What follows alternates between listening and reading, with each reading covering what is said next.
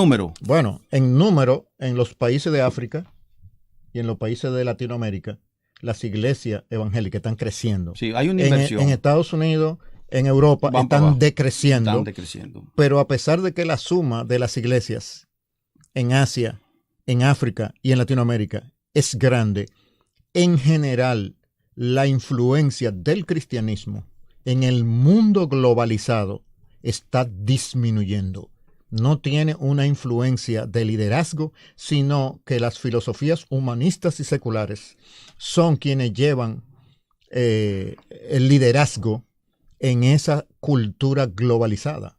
Sí. ¿Tú ves? O sea que en ese sentido, crecimiento en número y decrecimiento en influencia. Es lo que nosotros estamos viviendo.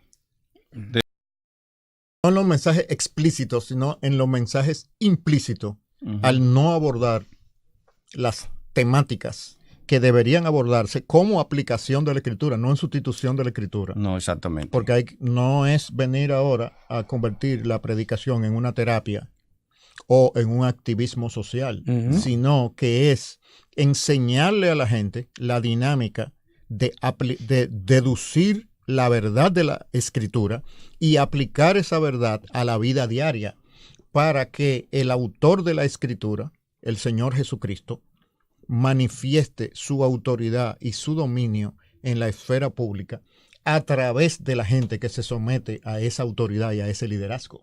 Porque ese es el objetivo de la iglesia. Y cuando hablamos de la iglesia, estamos hablando de los miembros de la iglesia, de la comunidad de la iglesia, no de la institución. Exactamente. No del ministerio en sí. Por eso hacíamos la aclaración de que debemos analizar los componentes organizacionales de la iglesia y los componentes orgánicos para no confundirlos unos con otros.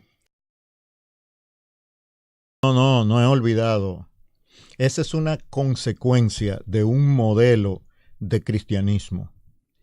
Ese cristianismo que nosotros hemos conocido y practicado, que se centra en la salvación del alma y en el predominio de la iglesia local como ministerio y como institución, tiene como consecuencia la ausencia de cristianos en las diferentes esferas, sobre todo en la esfera científica y en la esfera del mercadeo social y en la esfera de la psicología de masas. Entonces, como no hay cristianos con influencia relevante en esas esferas y los que lo son permanecen callados porque piensan que su fe no es aplicable ahí, sino en la esfera de la iglesia, es una consecuencia. O sea, el cristianismo centrado en el ser humano y centrado en lo espiritual y centrado en la iglesia hace que Jesucristo no tenga prevalencia en la esfera social. Entonces, ese conocimiento científico que le pertenece a Dios por creación, amén, no es adquirido y utilizado por el pueblo de Dios. Y los del pueblo de Dios que conocen eso ya tienen una predisposición a separar su práctica científica de su práctica espiritual. Entonces, todo ese conocimiento, por ejemplo, para influenciar masas de una manera legítima, sin manipulación psicológica malsana, sino utilizando las facultades normales que Dios puso en la creación y que se han investigado, pues no se han puesto al servicio del evangelismo y el discipulado precisamente porque ese conocimiento no está en manos de los líderes de las iglesias. Y los líderes de las iglesias se centran en el bienestar y prosperidad de sus ministerios personales y de sus iglesias como marca dentro del mercado religioso. Que usualmente se hace desde el púlpito y en grupos durante la semana, o grupos independientes en las casas o congregándose en la iglesia para una formación que teóricamente no deberían ser prédicas, que ese es un error de las iglesias. Uno de los paradigmas de la iglesia evangélica en nuestros países y en nuestro país, en la República Dominicana, es que quieren convertir todo en una prédica.